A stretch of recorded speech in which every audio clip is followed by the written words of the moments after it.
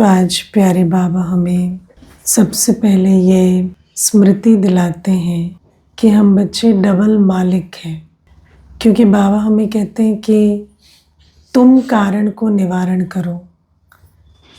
तो पहले कारण शब्द से कौन छूटेंगे? हमारे अंदर ऐसी क्या विशेषता है, पहले तो उस विशेषता को स्मृति में रखें ना।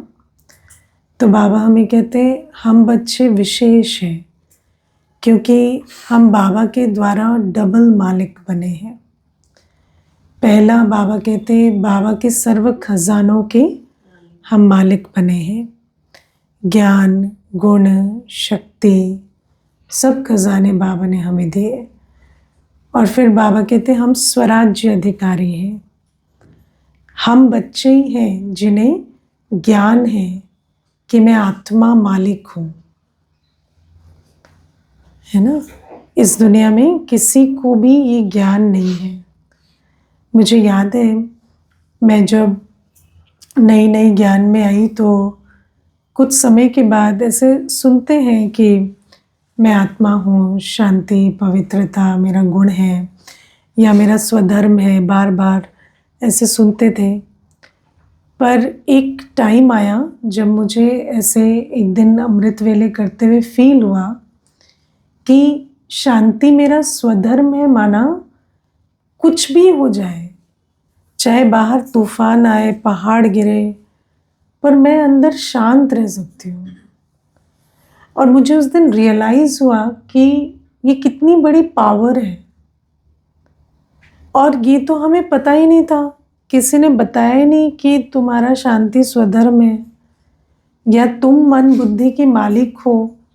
हमें कभी किसने थोड़ी बताया कि तुम जहाँ चाहो ध्यान लगाओ, है ना। सब कहते कंसंट्रेशन डेवलप कैसे करें।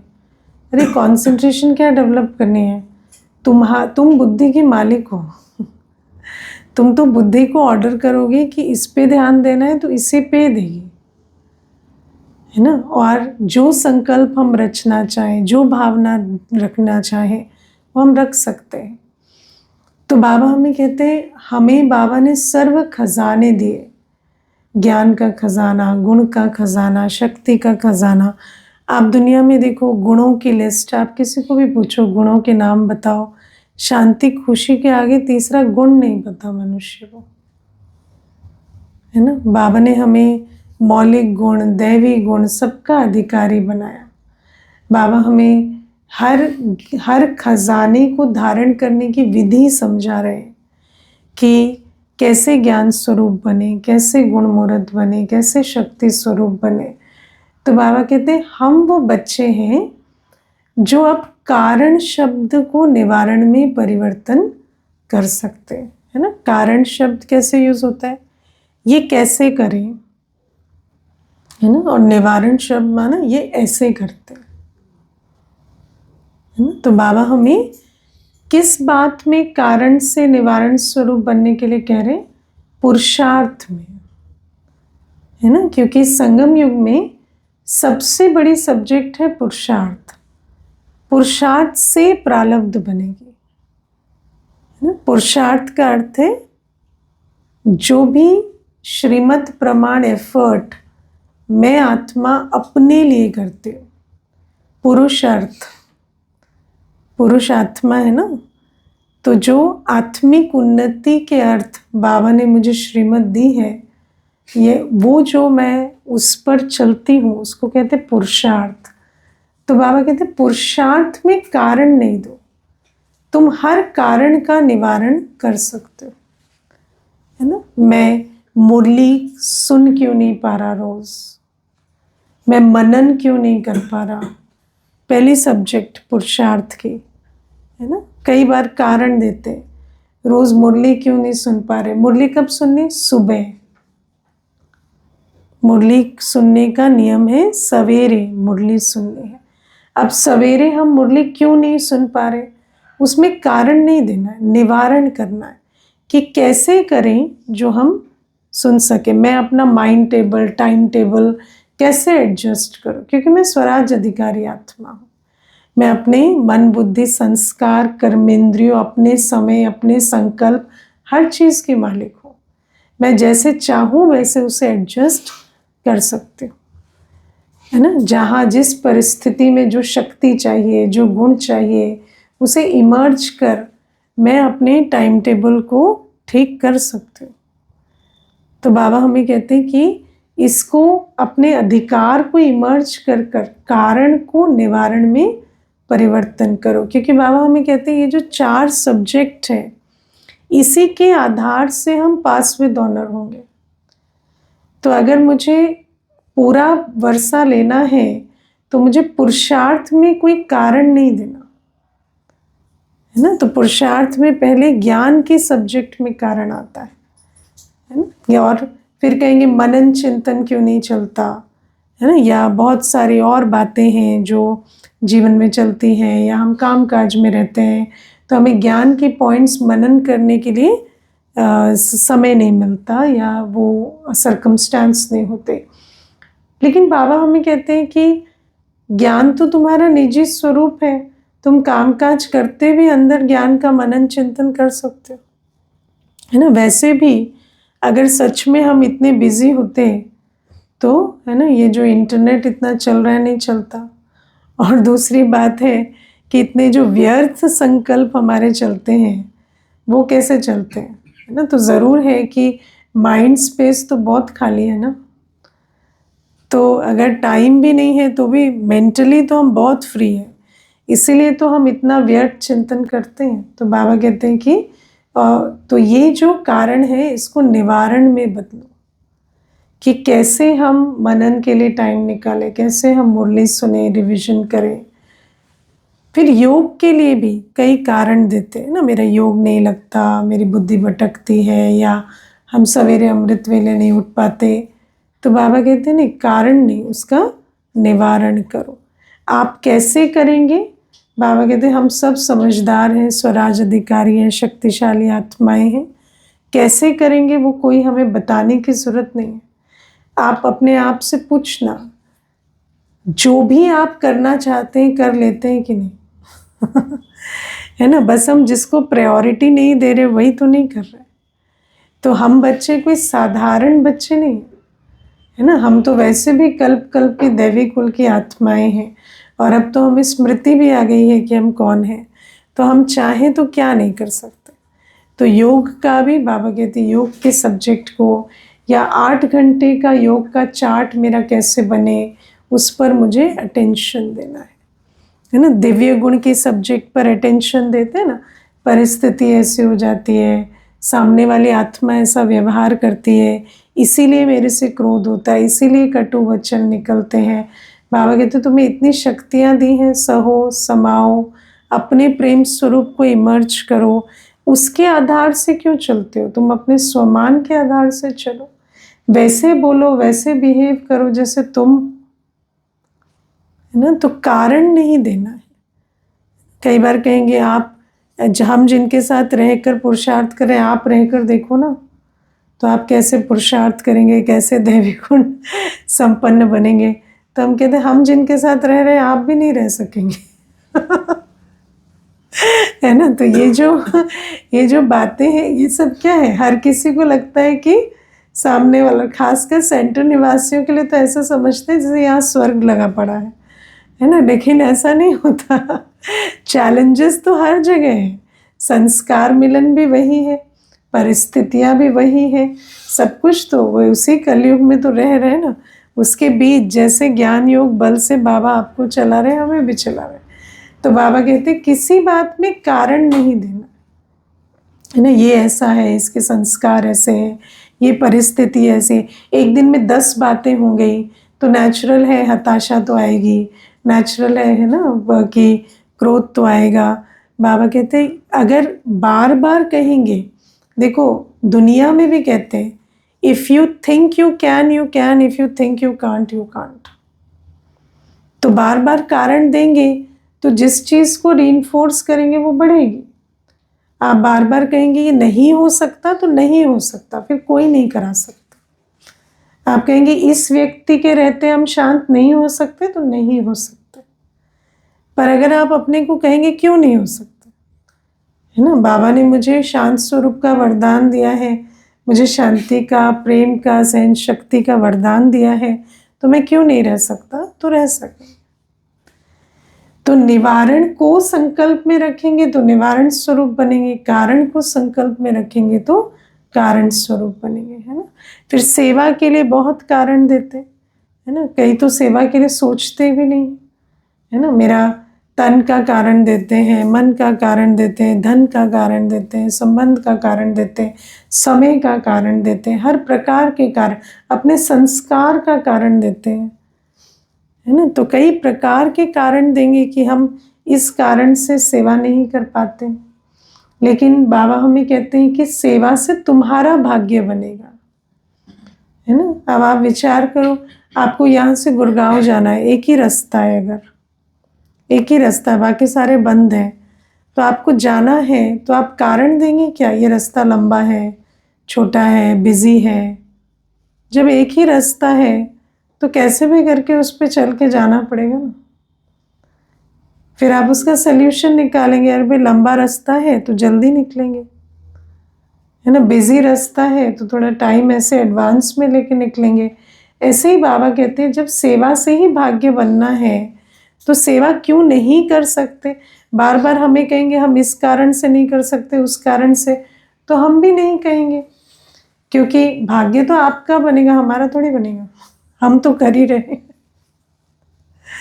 तो जिसका भाग्य बनना है उसको स्वयं ही युक्ति रचनी पड़ेगी, है ना। तो बाबा हमें कहते हैं ये भी हमें चेक करना है कि पुरुषार्थ में क्या हम कारण दे रहे हैं, और वो कारण निवारण में नहीं बदलने के कारण क्या हो रहा है? जानते बहुत कुछ है, पर जानने में और स्वरूप में बहुत अंतर है। हम जो जानते हैं और जो हमारा स्वरूप है उसमें बहुत अंतर है ना। ज्ञान सुनाते हैं लेकिन ज्ञान स्वरूप नहीं है। हम गुण की बात करते हैं, शक्ति की बात करते, पर शक्ति स्वरूप या गुण स्वरूप नहीं बनता। इसलिए बाबा कहते हैं आत्मा को कानों से तो बहुत अच्छा लग रहा है जो आप कह रहे हैं सुनना, लेकिन उसको अनुभूति नहीं हो रही, है ना। और क्या होता है जब स्वरूप कुछ और हो, सुना कुछ और रहे हैं, तो सामने वाली आत्मा कंफ्यूज हो जाती है, उसको मिक्स सिग्नल्स मिल रहे हैं, है ना। क्योंकि उसको लगता है वाइब्रेशन तो कुछ और आ रही है और सुन कुछ और रहे हैं, तो उसको अनुभूति नहीं होती। तो इसलिए बाबा हमें कहते हैं कि सेवा नहीं हो रही, वरना इतने सारे बाबा के बच्चे होने के बाद भी स्वर्ग क्यों नहीं बन रहा?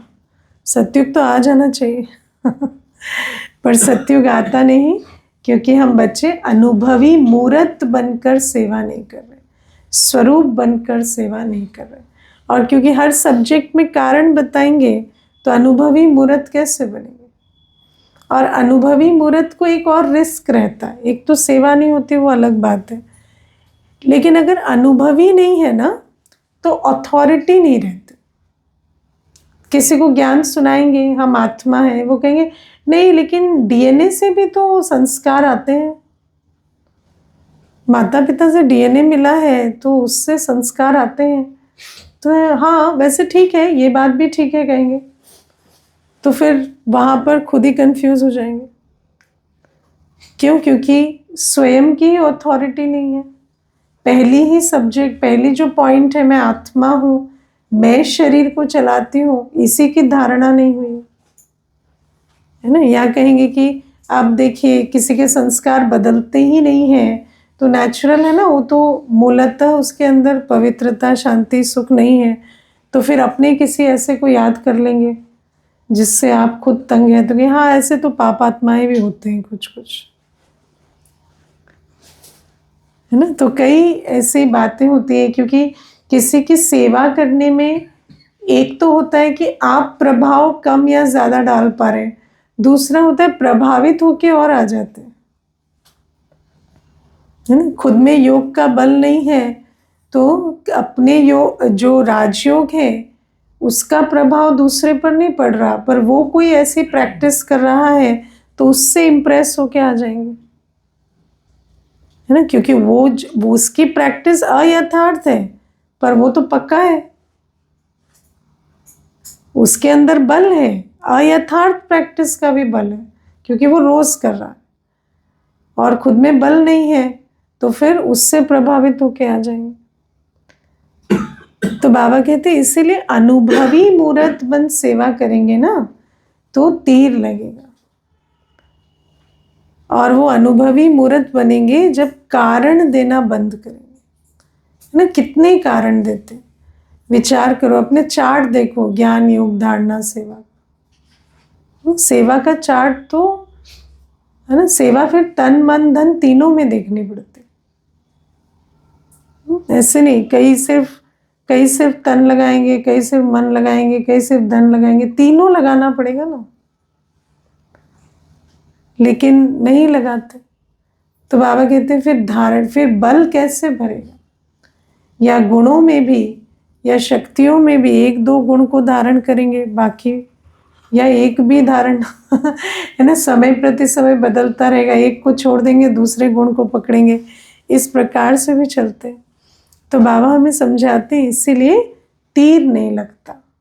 तो अब बाबा की जो आस है वो ये है कि बच्चे अनुभवी मूर्त बनकर सेवा करें, और अनुभवी मूर्त बनने के लिए कारणों को छोड़ना पड़ेगा, और जब हम अनुभवी मूर्त होते हैं तो हमारी मनसा वाचा कर्मणा, हमारा सोचना बोलना करना और हमारी वाइब्रेशन और वाणी सेम होती है, और उससे तीर लगता है ना। आत्मा को आप आत्मा का ज्ञान दे रहे हैं, लेकिन उसको आत्मा की अनुभूति भी करा पाएंगे। आत्मा को बाबा का ज्ञान दे रहे हैं, पर बाबा की उपस्थिति का, बाबा के साथ संबंध के अनुभव का अनुभव भी करा सके, भले ही क्षणिक होगा, थोड़ी देर का होगा, क्योंकि वो आपके प्रभाव में अनुभव कर रहे हैं, लेकिन उस अनुभूति के कारण वो खिंचकर आएंगे। और बाबा हमें कितनी सुंदर आज बात कहते हैं एक साइंस के साधन भी सर्दी में गर्मी, गर्मी में सर्दी कर पा रहे हैं, है ना, और आप अनुभूति नहीं करा पा रहे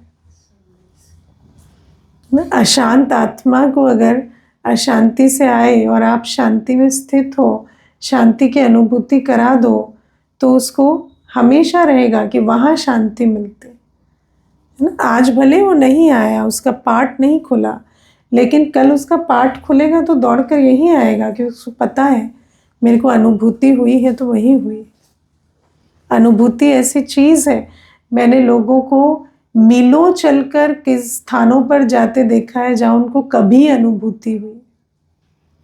कहेंगे बचपन में गए थे ना तो वहाँ बहुत अच्छा लगा था, तो कहेंगे बड़े होने के बाद हमने टिकट बुक की, परिवार को इकट्ठा किया कि चलो वहाँ चलते, है ना, तो वहाँ कोई ज्ञान नहीं मिला था, अनुभूति हुई थी। अब अनुभूति से सदगति नहीं होती है ना, कितनी बार टिकट करेंगे, कितनी बार जाएंगे, 10 मिनट बैठ कर आएंगे, अनुभूति से सदगति नहीं होती। लेकिन अगर बाबा के बच्चों के द्वारा अनुभूति हुई या बाबा के स्थानों पर अनुभूति हुई तो बार बार आएंगे तो ज्ञान का वर्षा भी लेंगे ना। तो ये अनुभूति एक आकर्षण की चीज बन जाती है। तो बाबा हमें इसीलिए कारण शब्द को निवारण करने की बात कर रहे हैं, और बाबा कहते हैं अभी गिफ्ट दो, है ना। बाबा कहते हैं सभी स्नेह से मिलने तो आते हैं, तो स्नेही जो गिफ्ट चाहता है वो उसको देनी चाहिए। तो कारण शब्द छोड़ दो, किसी बात में एक्सक्यूज नहीं दो, है ना। और मैंने देखा है जो बच्चे संकल्प भी देते हैं ना कि मुझे अब कारण को छोड़ देना है, उनको बाबा बहुत बल भरता है। संकल्प ही लिया है कि अब मुझे कारण नहीं देना, अब मुझे सल्यूशन निकालना है, कैसे करूं और करना है, तो कर लेते हैं क्योंकि बाबा बल देता है, ठीक है ना। फिर दूसरी बात बाबा कहते हैं सेवा करते, सेवा का बहुत उमंग उत्साह रहता है, लेकिन सेवा करते बेहद की वैराग वृत्ति होनी चाहिए, ठीक है, क्योंकि हर आत्मा के अंदर बॉडी कॉन्शियसनेस जो होती है ना, उसके कारण बहुत सारी बातें होती हैं। जैसे आज बाबा कहते हैं संबंध की कॉन्शियसनेस, शरीर की कॉन्शियसनेस, देह अभिमान, संबंध का अभिमान, प्राप्तियों का अभिमान। लेकिन सबसे ज़्यादा आत्मा के अंदर क्या होती है? कर्म कॉन्शियसनेस। जब आत्मा कुछ करती है ना, तो उसको मैंने किया, ये बहुत आता है ना। इसीलिए देही अभिमानी कौन रहते हैं? जो कुछ नहीं करते। बच्चों को देखो, बहुत ईगोलेस रहते हैं, कुछ नहीं करते। जैसे ही पैसा कमाने लगेंगे, है ना, मैं ही चलाता हूँ, मैं ही देता हूँ, है ना। मुझे अभी एक माता कहती थी कि बेटे को 3 महीने हुए नौकरी करते, तो आज अभी तक तो कोई ऐसी बात नहीं थी। अब पिछले महीने क्या हुआ, कोई दिक्कत हो गई, तो बेटे ने 5,000 रुपये, सिर्फ 5,000 रुपये निकाले और घर के किसी सामान, वो भी खा रहा है दीदी, ऐसा नहीं है कि कोई हमें दिया हो, लेकिन उसमें लगाए। तो हर बात पे कहता है अब तो राशन का खर्चा मैं करता हूँ, अब तो राशन मेरे खर्चे से आता है। तो उसकी माँ कहती है, मैंने कहा मेरे पास 5,000 तो नहीं, तू अपना राशन रख पहले। मैंने तो आटा चावल निकाला और बोला ये तो पहले रख, क्योंकि ये मेरा बहुत चल रहा है ना। तो बाबा कहते हैं कि ये जो देहाभिमान है, ये जैसे ही कुछ करेंगे ना, मैंने किया बहुत चलता है ना। तो बाबा कहते हैं मेरा संबंध लगा, मेरा समय लगा, मेरी बुद्धि लगी, मेरी विशेषता लगी, है ना। तो अब सेवा कैसे होती है? सेवा तो करावनहार कराता है। आपको ये पता है कि नहीं कि बाबा गूंगे से भी बुलवा के सेवा करवा सकते हैं। बाबा किसी से भी कुछ भी करा सकता है ना। अगर बाबा हमारे से करा रहा है तो हमें गुण भरकर करा रहा है। हमें पहले लायक बनाता है, फिर हमारा भाग्य बनाता है हमें अवसर देकर, लेकिन हम भूल जाते है ना। और फिर क्या होता है? सेवा में लगाओ, है ना, सेवा में पेपर आने लगते हैं। आज बाबा ने कहा जहाँ बेहद की वैराग वृत्ति नहीं होती, वहाँ विघ्न पड़ते, वहाँ विघ्न स्वरूप बन जाती आत्मा, है ना। क्यों? क्योंकि उसको ये आता है कि मैंने किया और मुझे सम्मान नहीं मिला, है ना। मेरा दुनिया में तो आइडिया देने वाले को भी क्रेडिट चाहिए ना। कहते मेरे आइडिया से हुआ, तब हम उस दुनिया से आते हैं। तो यहाँ पर भी क्या होता है कि ये मेरे आइडिया से हुआ था, ये मैंने किया था, है ना, मुझे तो पूछा ही नहीं, मुझे तो, है ना, सबके लाइन लगवाई, सबको प्रशंसा की कि इन्होंने किया, मुझे तो पूछा ही नहीं, मैंने तो इतना योगदान किया था। तो बाबा कहते हैं ये जो बेहद की वैराग वृत्ति ना होने के कारण बहुत विघ्न पड़ते हैं। और आप सोचो कि हमारी अवस्था से, हमारे शुभ संकल्पों से सेवा होती है, उससे वायुमंडल बनता है। और अगर बच्चे ही अपनी इतनी हलचल में आते रहें इन कारणों से, तो फिर सेवा कैसे होगी? तो इसीलिए सेवा करते बिल्कुल न्यारी अवस्था चाहिए, कर्म बंधन मुक्त, कर्म फल के बंधन से मुक्त। मैंने क्या किया वो भी मेरी स्मृति में ना रहे, क्योंकि सत्य यही है कि बाबा ने कराया तो किया, है ना, निमित्त बनकर किया। तो निमित्त भाव को इतना इमर्ज करना है कि मैंने किया, ये संकल्प में बिना। और फिर बाबा कहते कि फल से भी, जैसे कि उसका दूसरा साइड ये भी है कि अगर रिजल्ट ठीक नहीं निकला तो हताशा होती है, निराशा होती है ना, कई प्रकार की हलचल में आते हैं। अब विचार करो कि एक, जैसे स्पोर्ट्स खेलने वालों को हम लोग ये क्लास बहुत कराते हैं कि पिछला मैच हार गए तो उसका प्रभाव अगले मैच पे पड़ता है। और हम तो निरंतर सेवाधारी है ना। तो अभी एक कोई फल नहीं निकला, कोई सेवा की, बहुत समय लगाया उसमें, उसका फल नहीं निकला, तो हताश हो गए, तो अगले कितने सेकंड्स, कितने मिनट, कितने घंटे उसके पिछाड़ी व्यर्थ किए।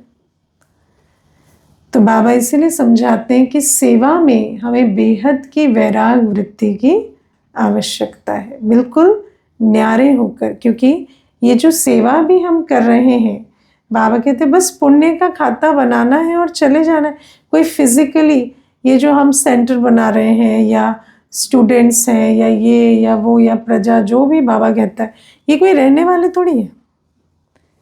ये तो बस हमने अपना समय श्वास संकल्प सफल किया, उसका एवजा मुझे मिला, उससे जो फिजिकल क्रिएशन हुई या उससे जो मान शान मिला, वो तो विनाशी है ना। उसके पीछे क्यों पड़ना है? आप चाहे उसका फिजिकल रिजल्ट निकला या ना निकला, आपने जो बीज बोया उसका आपको कर्म का मिला, आप उसी पे फोकस करो। मैंने किया, मेरे कर्म के खाते में जमा हो गया। उसके आगे उससे प्रशंसा आई या नहीं, किसी ने एक्नॉलेज किया या नहीं, या उससे कोई रिजल्ट आया या नहीं, अगर आया तो भी विनाशी है, नहीं आया तो भी विनाशी है। किसी ने एक्नॉलेज किया तो वो भी विनाशी है, नहीं किया तो भी विनाशी है। तो उसके चक्कर में नहीं पड़ना है जो विनाशी है। बेहद की वैराग वृत्ति माना जो विनाशी है उसके चक्कर से निकल जाना है ना। और परमानेंट क्या है? मैंने निमित्त बन जो सफल किया उसका मेरा जमा हो गया, ठीक है, क्योंकि मैंने बाबा की श्रीमत पर किया और बाबा उसका पदम गुणा रिटर्न देने के लिए मुझे बंधायमान है। तो बाबा हमें कहते हैं इस प्रकार से बेहद की वैराग वृत्ति धारण करनी। और बाबा कहते जब हम सेवा करते हैं तो कई बार प्रशंसा भी आएगी, कई बार साधन भी आएंगे, कई बार बहुत सारी चीज़ें आएंगी, लेकिन बाबा कहते उसके बीच रहते हमें न्यारा रहना सीखना है ना। मुझे याद है एक बार एक माता थी, कोई सेवा करती थी, तो हर कोई कहने लगा बहुत अच्छा घर बनाते हो, बहुत अच्छा ये है ना, डिज़ाइनिंग ये है, ऐसा है। तो धीरे धीरे उसको आया मेरा नाम लिखना चाहिए इसमें, है ना। तो जो भी वो बनाती थी उसमें आया कि मेरा नाम हो थोड़ा छोटा। मुझे कहती दीदी ऐसे कोने में थोड़ा साइन कर दूँ, कोने में जैसे आर्टिस्ट साइन करते हैं। तो मैंने कहा जो आप बना रहे हो वो तो बाबा के ज्ञान के आधार से है ना, फिर आपका साइन क्यों डालना है उसमें? तो ये तो हमारी विधि नहीं है, हम तो ऐसा करते नहीं है, इस यज्ञ में ऐसा नहीं चलता है। तो उस पर इतनी नाराज हुई कि ज्ञान ही छोड़ दी, है ना, कि ये आगे नहीं बढ़ा रहे हैं, ये ऐसे सोचते हैं कि इनका नाम ना हो जाए, ये ऐसा ऐसा, इतनी उल्टी बातें भी की। तो आप सोचो कि कितना, जैसे ही कुछ आने लगता है तो क्रेडिट मिलना चाहिए, ये होना चाहिए, कितना फंसते है ना। और कई बार साधन आए, है ना, आपने धन लगाया, धन बहुत आया, है ना, बाबा तो फिर ऐसा नहीं है ना कि सिर्फ भविष्य में देता है, पर ऐसा होता है कि पहले तो सेवा कर रहे थे, फिर धीरे धीरे जैसे जैसे प्राप्ति बढ़ने लगी, संगम युग में अति प्राप्ति भी एक माया बन जाती। फिर क्या हुआ कि साधना वादना छोड़ के और प्राप्तियों में ही फंस गए, तो अंत मत सोगति तो बिगड़ ही गई। तो बाबा कहते इसीलिए साधन बढ़े लेकिन साधना वही रहे, है ना। किसी बात में फंस कर हम अपना भविष्य ना बिगाड़े, इसके लिए बेहद की वैराग वृत्ति चाहिए। और बेहद की वैराग वृत्ति, माया ऐसी है ना, कब पता नहीं फंस जाते, इसीलिए रोज अटेंशन देना पड़ता है, रोज वो देह अभिमान उतारना पड़ता है ना। मेरा संबंध, मेरा शरीर, मेरा धन, मेरी विशेषता, मेरा गुण, मेरी बुद्धि, मेरा ये लगा है, मेरा वो लगा है ना, उससे सेवा होती है। रोज रोज अपने आप को उस पट्टे पर खड़ा करना पड़ता है कि नहीं, ये सब कुछ बाबा का है, बाबा की सेवा में लगता है और मेरा भाग्य बन रहा है। मुझे यहाँ कुछ नहीं चाहिए, जो मैं कर रही हूँ उसका मुझे पदम गुणा एवजा मिल रहा है। वरना क्या है, संगम युग का भी जो फल है खुशी, उससे भी हाथ धो बैठे हुए, बाकी तो क्या ही मिलेगा, है ना। तो आप सोचो कि कितनी बड़ी बाबा हमें बात समझाते हैं कि सेवा के साथ बेहद की वैराग वृत्ति की बहुत आवश्यकता है, क्योंकि जहाँ मैंपन मेरापन आया वहाँ सफरिंग शुरू होती है, वहाँ इंटरनल सफरिंग शुरू हो जाती है ना। क्योंकि हर प्रशंसा, हर निंदा, हर प्रॉफिट, हर लॉस, हर चीज़ तकलीफ देती है ना। मुझे याद है एक भाई है तो प्रोफेशनल गोल्फ खेलते, तो बहुत स्ट्रेस में थे। तो मैंने उनको पूछा, आपको तो ये स्पोर्ट्स पसंद है ना, खेल नहीं तो रहे हो? क्योंकि हम तो स्पोर्ट्स पर्सन कभी रहे नहीं, तो हमें तो साइकोलॉजी पता नहीं। तो मैंने कहा पूछे इनसे, तो मैंने कहा आप तो पसंद से ये स्पोर्ट्स खेलते हो ना, फिर स्ट्रेस क्यों होता है? तो मैंने कहा और अगर स्ट्रेस होता था तो इसको प्रोफेशन क्यों चुना? अगर स्ट्रेस ही लेना है तो इससे तो आप बहुत कमा सकते थे ना, क्योंकि स्पोर्ट्स में बहुत स्ट्रगल होती है पहले पहले ना, क्योंकि आप प्रोफेशनली क्लेम बनो ये वो। तो मैंने कहा अगर स्ट्रेस ही लेना था तो आप तो वैसे भी एजुकेटेड अलग अदर फील्ड्स में भी हो, तो आप वो कर लेते, तो ये क्यों चुना? और स्ट्रेस होता है तो वो फील्ड फिर हमें क्यों पसंद आई? तो मुझे कहते दीदी जब खेलता था तो स्ट्रेस थोड़ी होता था, जब मैं गोल्फ खेलता था तो मुझे बहुत मज़ा आता था, जब मैं प्रोफेशनली खेलने लगा तो मुझे स्ट्रेस हुआ। तो मैंने कहा तो क्या अंतर पड़ा, विचार करो। तो कहते हैं अभी ना दीदी मेरी आइडेंटिटी बन गई, पैसा पैसा लग रहा है तो पैसा कमाना है ना, क्योंकि फ्री में आप एंट्री नहीं करते ना, पैसे दे के एंट्री करते हो टूर्नामेंट्स में, तो पैसा कमाना है। तो ये जो पैसा लग रहा है, पैसा कमाना है। अब देखो प्रॉब्लम ये नहीं है कि पैसा लग रहा है पैसा कमाना है, इसको ठीक से समझना। प्रॉब्लम ये है कि बुद्धि में है कि पैसा लग रहा है पैसा कमाना है, क्योंकि पैसा लग रहा है, पैसा कमाएंगे कैसे? खेल से। तो अल्टीमेटली आपको खेलना ही है, लेकिन बुद्धि कहाँ फंस गई? पैसा लग रहा है पैसा कमाना। जो आप पहले कर रहे थे आपको करना वही है, लेकिन बुद्धि फंस गई। हाँ हाँ, तो it is the same thing. आप सेवा कर रहे हैं, आपको मेवा मिल रहा है, लेकिन मैंने इतना किया मुझे ये नहीं मिला ये बुद्धि फंसाने वाली बात है ना। हाँ, तो बेहद की वैराग वृत्ति हर जगह चाहिए।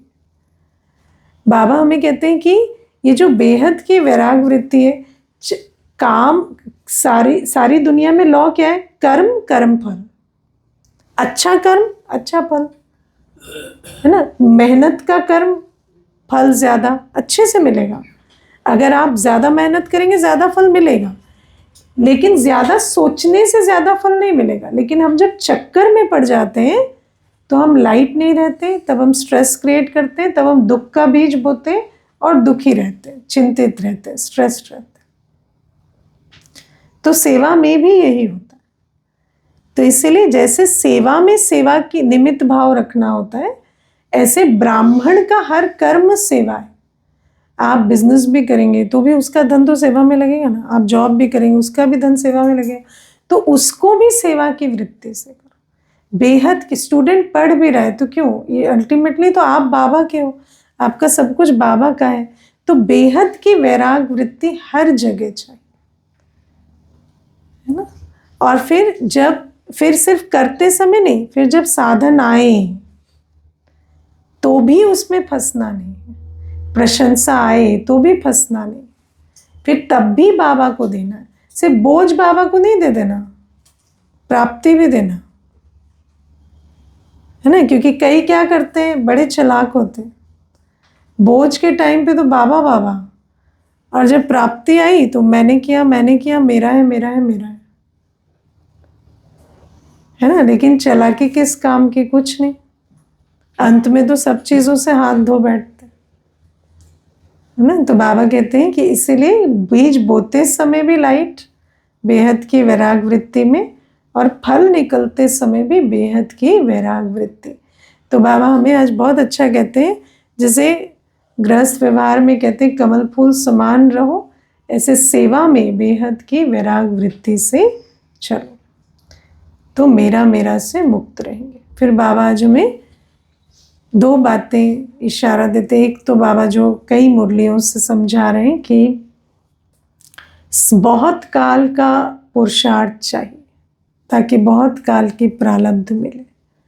तो बाबा कहते बहुत काल का जमा का खाता बने, इसके लिए अपने अंदर जितनी कमी कमजोरियां उनको निकालना है ना। देह अभिमान है, कारण है, बाबा ने आज सारी बातें कही ना, बेहद की वैराग वृत्ति की कमी है, इसको अटेंशन देके अभी निकालना है।